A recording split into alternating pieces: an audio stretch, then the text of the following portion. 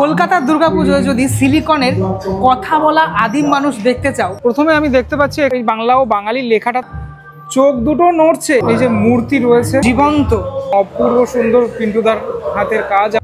বাংলা ভাষা, বাঙালি জাতি সকলের শুরু কোথায় হয়েছিল? আরে এটা তো আমি নিজেই, আমি তো আগে এরকমই ছিলাম, এখন আমাকে দেখছি, ঠিক আছে? আমি এখন এরকম হয়ে গেছি, বিবর্তনের মাধ্যমে আমি এখন আধুনিক হয়ে গেছি। আগে কিন্তু এরকম আমারও অনেক গোপ দাড়ি চুল এরকম ছিল, এরকমটাই আমি ছিলাম।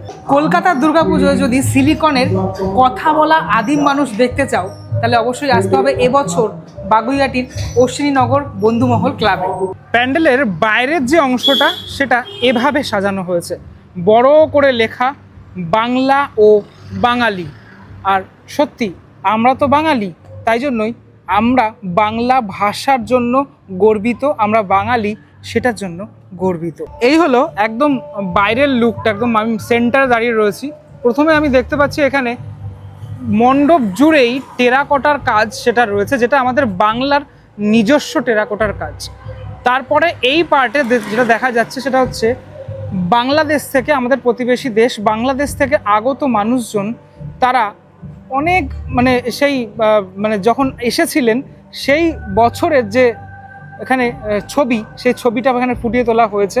ট্রেন রয়েছে, যে ট্রেনটা কিন্তু এই বাষ্প ইঞ্জিনের ট্রেন, সেই ট্রেন দেখা যাচ্ছে, এবং তারা যে আসছেন, এই দেশে আসছেন, সেই বিষয়টা তুলে ধরা হয়েছে। এবং সামনে ম্যাপটা রয়েছে, এই ম্যাপটা কিন্তু এখানে তৈরি করা হয়েছে, এটা মেটালের, মনে হচ্ছে সম্ভবত এটা মেটালেরই তৈরি, এটা রয়েছে।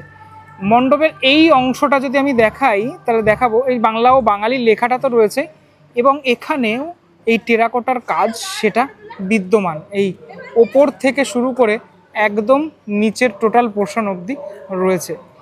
এই যে দেবীকে তোমরা দেখতে পাচ্ছ, এই দেবী হলেন গঙ্গা দেবী, এবং মানুষজন তো এখান থেকে প্রবেশ করবেন, উপরে ওঠার রাস্তা রয়েছে, অলরেডি সাধারণের জন্য খুলে গেছে। এখানেও একদম সামনেই দেখতে পারবে তোমরা টেরাকোটার মূর্তি, দেবী মূর্তি, অর্থাৎ দেবী দুর্গার মূর্তি রয়েছে, যে দেবী দুর্গার সাথে সাথে সকলে এখানে রয়েছেন। শুধু ওপরের অংশ নয়, নিচের এই পার্টগুলোতেও রয়েছে টেরাকোটার কাজ। টোটাল ওভারঅল এই অশ্বিনীনগর বন্ধুমহল ক্লাবের যেটা যদি তোমাদেরকে দেখাই, পুরো মণ্ডপটা ওয়াইডে দেখতে খানিকটা ঠিক এরকমটা লাগছে। এবার চলো বরং এই সিঁড়ি দিয়ে ঢুকে যাই মণ্ডপের ভিতরের পার্টটাতে, একটু কাছ থেকে দেখাই। এই টেরাকোটার কাজগুলো কত সুন্দর নিখুঁতভাবে করা হয়েছে, রাজরাজারা তখনকার দিনে যে ঘোড়ায় চেপে যাচ্ছেন সে বিষয়গুলো দেখানো হয়েছে এই অংশগুলোতে। মণ্ডপের অন্দরমহলে প্রবেশ করার আগে বলে রাখি, বাগুইআটি মোড় থেকে একদম 3 মিনিট হাঁটা পথেই তোমরা চলে আসতে পারবে এই বাগুইআটির অশ্বিনীনগর বন্ধুমহল ক্লাবে।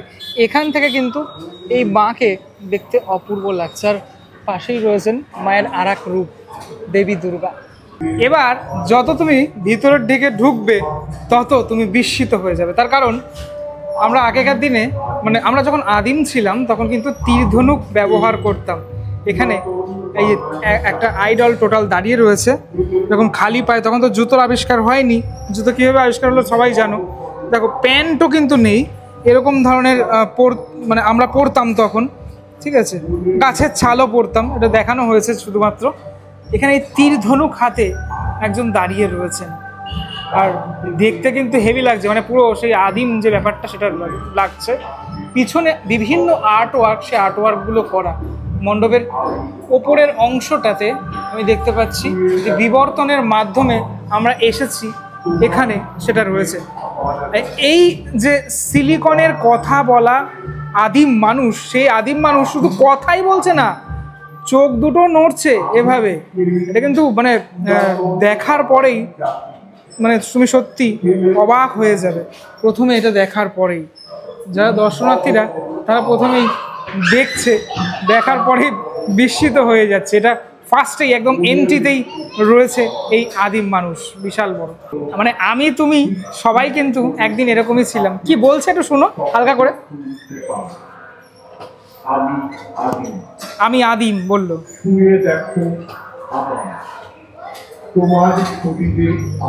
বলছে ছুঁয়ে দেখো আমায়, তোমার শরীরে আমার রক্ত প্রবাহ হচ্ছে।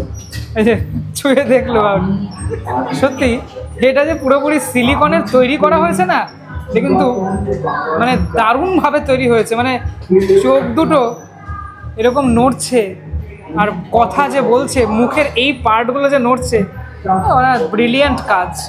মণ্ডপের এই পার্টগুলোতে বিভিন্ন আদিম মানুষ তাদের যে স্কাল্পচার সেটা রয়েছে, এবং আর্টওয়ার্ক তো প্রচুর রয়েছে। ওপরের অংশগুলোতেও এইভাবে ফোটানো হয়েছে। এই দিকের পার্টগুলোতে আমরা যে তখন তীরধনুক নিয়ে থাকতাম, ঠিক আছে, তখন যেহেতু পোশাক আবিষ্কার হয়নি, সেই বিষয়গুলো পুরোপুরি এই দেওয়ালের পার্টগুলোতে ফুটিয়ে তোলা হয়েছে।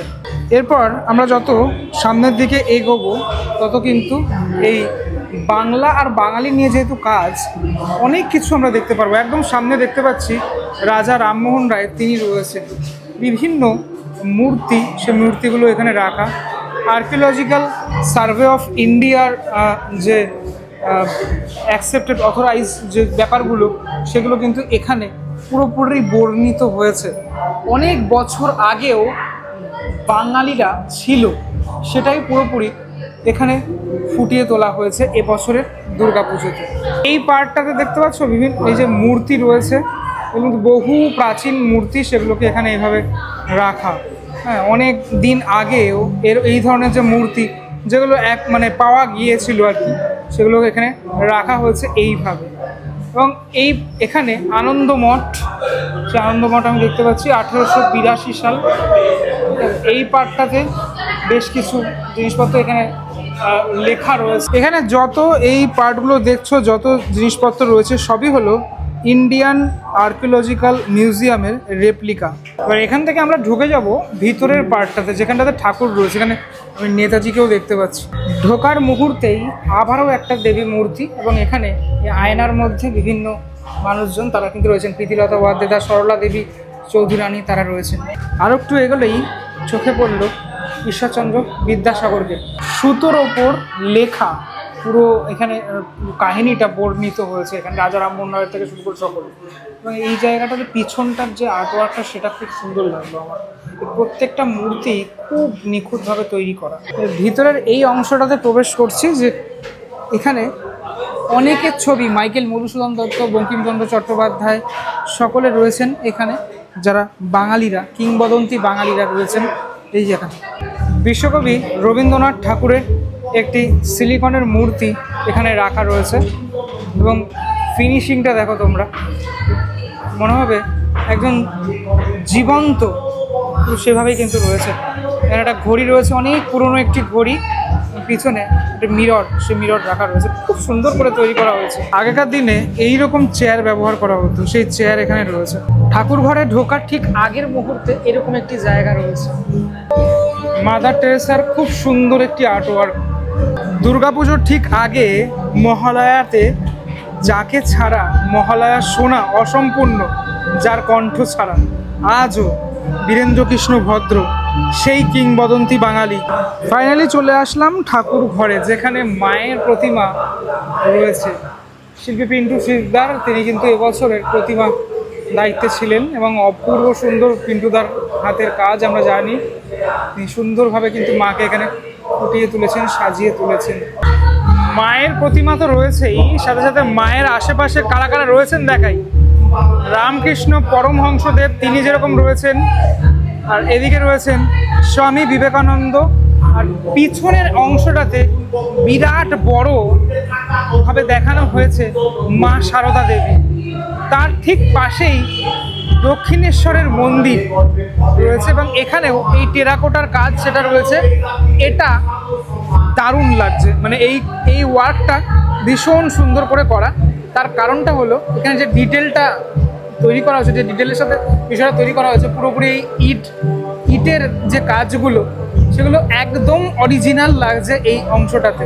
প্রতিমার আর এক সাইডে আমি দেখতে পাচ্ছি এই অংশতেও রয়েছে আরও একটি ওয়ার্ক, যেখানেও দেবীকে দেখা যাচ্ছে। এই ঠাকুর ঘরের একদম ওপরে রয়েছে বাংলা ক্যালেন্ডার। এখনও বাংলা ক্যালেন্ডার কিন্তু অনেকের বাড়িতে দেখতে পাওয়া যায়। নববর্ষের সময় বাংলা ক্যালেন্ডারের প্রচলনটা আরও বেড়ে যায় বেশি। ওভারঅল এই জায়গাটা হোয়াইটে দেখতে খানিকটা ঠিক এরকম লাগছে।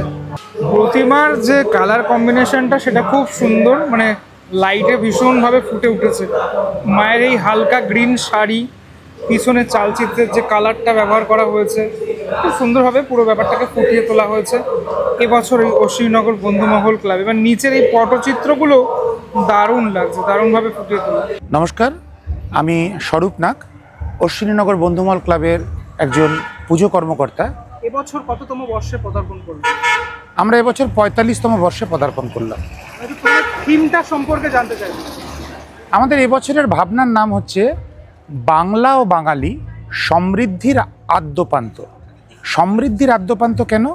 সমৃদ্ধি মানে হচ্ছে গ্রোথ, আদ্যপান্ত মানে হচ্ছে বিগিনিং টু টিল ডেট। অর্থাৎ বাংলা ভাষা, বাঙালি জাতি সকলের শুরু কোথায় হয়েছিল সেটা আমরা কি সত্যি জানি? বাঙালির পূর্বপুরুষ কে ছিল সেটা কি আমরা জানি? খুব ইন্টারেস্টিংলি খুঁজতে গিয়ে আমরা অনেক কিছু তথ্য পেলাম। আমাদের মনে হলো এটা লোকের সামনে তুলে ধরাটা খুব দরকার। দেখা গেল আজ থেকে 42,000 বছর আগে বাংলায় লোকের বসতি ছিল। তখন নর্ডিক জাতিরা প্রথম এখানে এসেছিল, যারা আফ্রিকা থেকে এসেছিল। কিন্তু মজার বিষয় হলো বাঙালির রক্তে তাদের রক্ত মিশে নেই। বাঙালির রক্তে যাদের রক্ত মিশে আছে তারা হলো অস্ট্রিক, পোটো অস্ট্রোলয়েড বা আদি অস্ট্রাল। এইখান থেকে খোঁজ শুরু হতে হতে আমরা শশাঙ্কর পরে পাল বংশ, তারপরে সেন বংশ, তারপরে খিলজির পরে মুঘলের পরে ইংরেজের পরে ব্রিটিশদের হাতে চলে যাওয়া বাংলা, তারপরে 200 বছরের পরাধীনতার কাহিনী করে বাংলা স্বাধীন হয়ে আজকের এই বাংলা তৈরি হওয়া, বাংলা ভাষা তৈরি হওয়া, এই সমস্ত জিনিসটাকে আমরা একটা চেনের মাধ্যমে, একটা মালার মাধ্যমে ফুটে ধরার চেষ্টা করেছি সকলের সামনে। মণ্ডপের ভিতরে ঢুকলেই, মানে একদম বাইরে থেকে, ভিতরে না, আমি দেবী মূর্তি দেখতে পাচ্ছি, যার সাথে বাংলার কি সম্পর্ক? বাইরে যে দেবী মূর্তি দেখা যাচ্ছে, বাংলা হচ্ছে গাঙ্গেয় উপত্যকায় অবস্থিত। যে দেবী মূর্তিটি দেখা যাচ্ছে এটা হচ্ছে গঙ্গা দেবী। গাঙ্গেয় উপত্যকাকে রিপ্রেজেন্ট করার জন্য গঙ্গা দেবীকে বাইরে রাখা হয়েছে, আর বাইরে রাখা হয়েছে টেরাকোটা, বাংলার নিজস্ব শিল্প। সেটা গৌড়ের হোক অথবা বাঁকুড়ার হোক, টেরাকোটাটা আমাদের নিজস্ব শিল্প। আরেকটি জিনিস বাইরে আপনারা দেখতে পাবেন, একটি পেন্টিং। সেটা হচ্ছে 1905 সালের বঙ্গভঙ্গের সময় যে মানুষ বাংলাদেশ থেকে আমাদের এখানে এসেছিলেন, সেই করুণ দৃশ্যটাকে একটি ছবির মাধ্যমে ফুটিয়ে তোলা হয়েছে বাইরে। এটা তো আমরা তো বাঙালি গর্বিত, আর এই বিষয়টা পুরোপুরি ম্যাচ করে গেছে।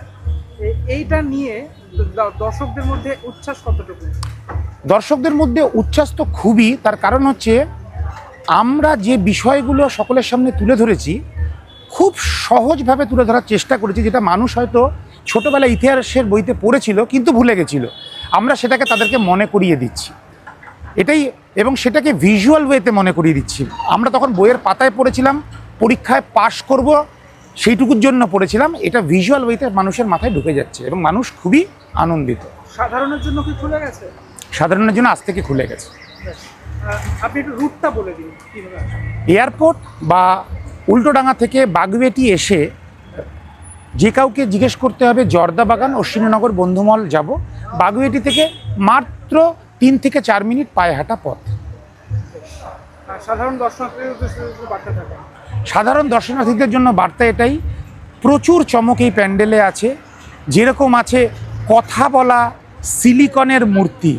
কলকাতার পুজোয় প্রথম আপনারা দেখতে পাবেন কোনো একটি সিলিকনের মূর্তি কথা বলে আপনাদের সামনে গল্পটা পেশ করছেন, সেটিও যেরকম আছে, ঠিক সেরকম আছে আর্কিওলজিক্যাল সার্ভে অফ ইন্ডিয়াতে 6th century, 7th century, 8th সেঞ্চুরিতে যে খনন কার্য হয়েছিল, যে জিনিসপত্রগুলো পাওয়া গেছিলো, তার রেপ্লিকাগুলো, গভর্নমেন্ট সার্টিফাইড রেপ্লিকাগুলো এখানে রাখা আছে। অর্থাৎ টোটালটাই রিসার্চ ওয়ার্ক একদম।